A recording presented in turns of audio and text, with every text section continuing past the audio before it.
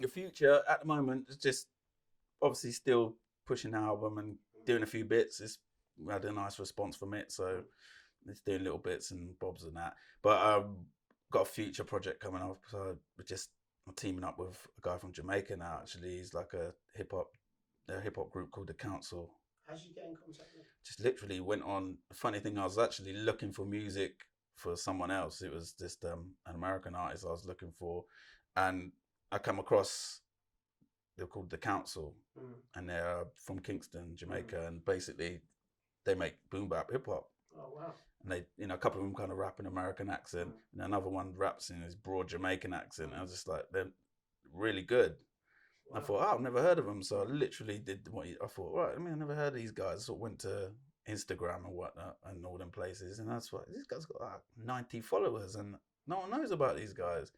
If it's the God Fahim, that's it. I don't know if you heard of him. Yeah.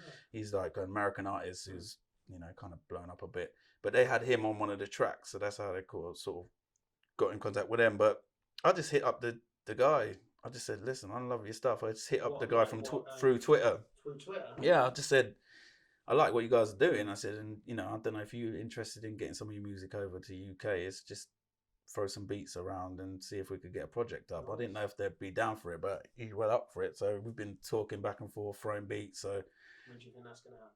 That should be hopefully. I'm hoping by summertime we're just going to drop a little EP with them. So it's bravery though. That's why I like.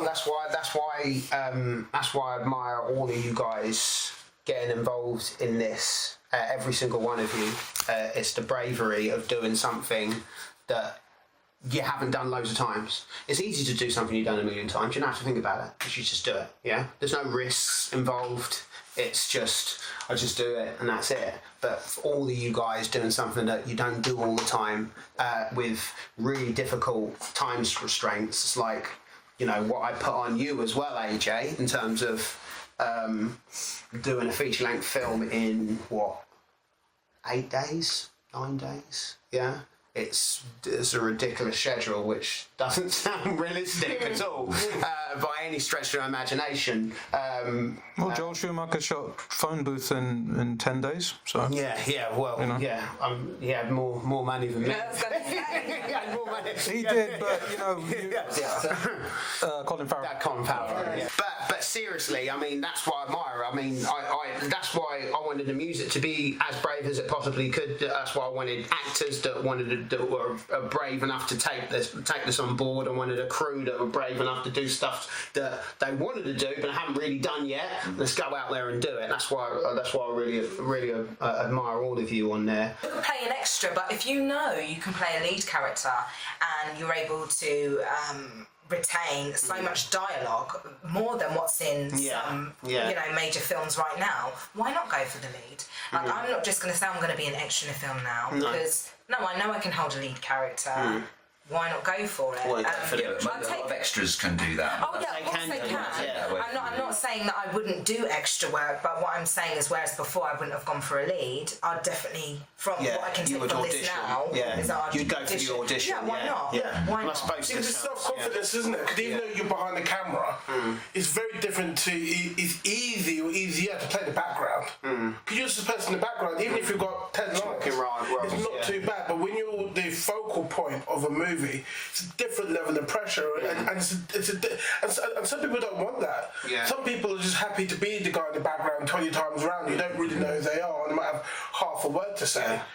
And maybe they haven't got even they like being on camera, they haven't got the confidence to go for the lead role, like you're saying, and go, I don't know if I'm going to get it or not, but I want to put my heart on my sleeve and be that person. Because it is time as well. It's so much time, and it has to be worth it. I can have 20 minutes footage in an hour-long film and be noticed, or I can be that extra who's there at set all day and just gets a couple of seconds where I'm not seen. It has to be worth your while. It's great being part of something and seeing everything. But you also need to remember why you're doing it, and you also need to do something where you're going to get something back.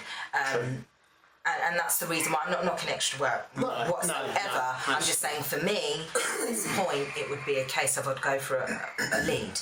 or a character that's going to get more than a couple of seconds on screen. Yeah, because you have to have so much passion to carry that through as well. I mean, like, you might not even suit the character you're going for, but it's your approach towards it. People might go, do you know what? I actually might change the character for this person. Yeah. I've seen it so many times. I watched that Stranger Things 2 thing, and they were like, some people like just sent a video thing, just like we're doing over the phone, and they were like, some people got really elaborate, the way they went for, the auditions, and some people just themselves sitting in the bedroom, like, I'm not well, I couldn't turn up to the audition, but hey, I think I'm this person, I'm just being me. It takes that, that inner confidence to put yourself out there. Well, a lot of the time, just being an extra isn't going to show your talent. No.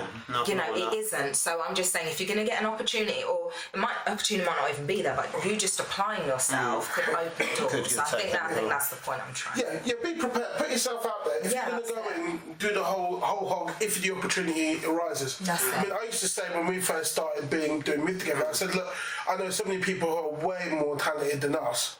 But I said, these guys are just stars in their bedroom. They're just making their music, showing it to their friends in their Walkman. That's how old Antonio.